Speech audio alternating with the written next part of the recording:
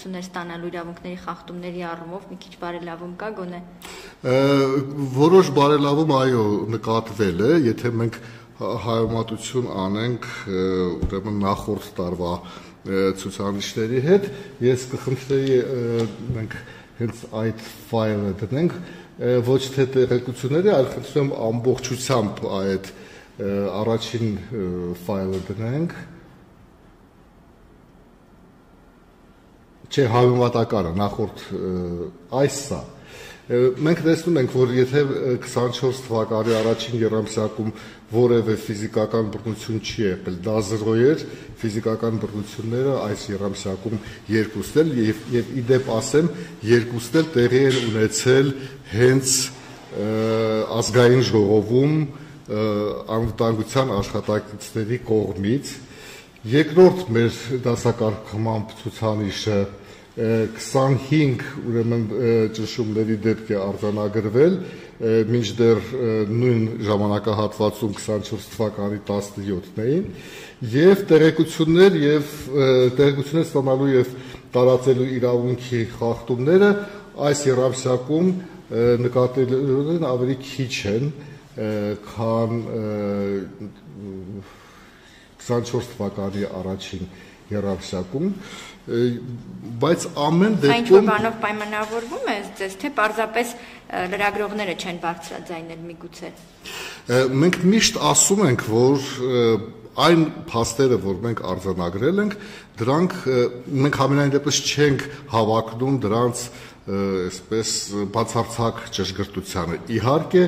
այստեղ կարող են լինել դեպքեր, երբ լրագրողները չեն բարձրաձայնել, չեն տեղեկացրել, բայց ամեն դեպքում մենք բոլոր հնարավոր միջոցներով, այդ լրատվամիջոցներին դիմելով, խնդրում ենք ինֆորմացիա տրամադրել այս խախտման վերաբերյալ, եւ սա հավաքված եւ արձանագրված փաստերն են։ Իրականում դրանք կարող են ավելի շատ լինել, բայց նույն մեթոդավորությունը օգտագործվել է նաև անցած տարվա առաջին եռամսյակում։ Հետևաբար այն թվերը, որ մենք ստանում ենք, դրանք համադրելի են։ Նու հնարավոր է ինչ-որ փոփոխություններ ամեն դեպքում նկատվում են։ Ես ուղղակի ասեմ, որ այո, այս որ մենք արձանագրում ենք որոշ առումով խախտումների պակաս, այստեղ նաև ընդհանուր իրավիճակը, հասարակական քաղաքական իրավիճակը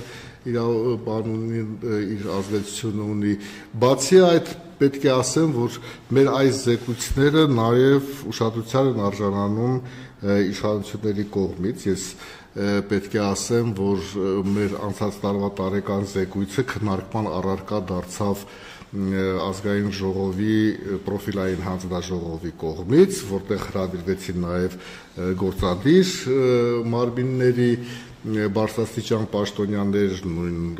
ուրեմն ներքին գործերի նախարարություն, այլ նախարարություններից, եւ չի բացառվում, որ որոշ առումով նաև այդ ազդեցությունն է գործում, որովհետեւ այո, եթե իշխանական ատյանները այս իրավիճակով մտահոգվում են, ապա պետք է շտկեն իրենց աշխատանքը եւ բարելավեն։ Ամեն դեպքում իհարկե չնայած որոշ ուրեմն բարելավում կա, պետք է ասենք, որ իրավիճակը ամենևին էլ դեռ բարվոք չի եւ մենք կարողանում ենք նույնիսկ տարանջատել, թե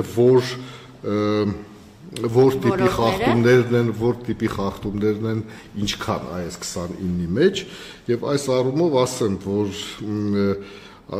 պետական մարմինները անհիմն մերժել են տեղեկությունները 7 դեպքում, ուշացրել են պատասխանը 1 դեպքում, թերի կամ ընդհանրական ոչ պատշաճ պատասխաններ են տրամադրել 13 դեպքում, կամ պարզապես անարձագանք են թողել հարցումները 8 դեպքում։ Սրանք հենց այն տեսակներ են խախտումների, որոնք որ առավել հաճախ են հանդիպում։ Իսկ ոլորտները հիմնականում այս մերժումների կամ անուշադրության մատնելու ուժային կառույցներին է առնչվում։ Շատ տեղին հարց է, որովհետև իհարկե մենք արձանագրում ենք նաև թե որ գերատեսչություններից, որ պետական մարմիններից են առավել հաճախ բողոքում լրագրողները եւ այս ֆիքսված փաստերը որտեղից են, ասեմ, որ դա եւ վարչապետի աշխատակազմն է եւ մի շարք նախարարություններ, դատախազությունը, Երևանի քաղաքապետարանը եւ այլ գերատեսչություններ։ Պարոն Մելիքյան, մի ճշտում, դուք նշեցիք 2025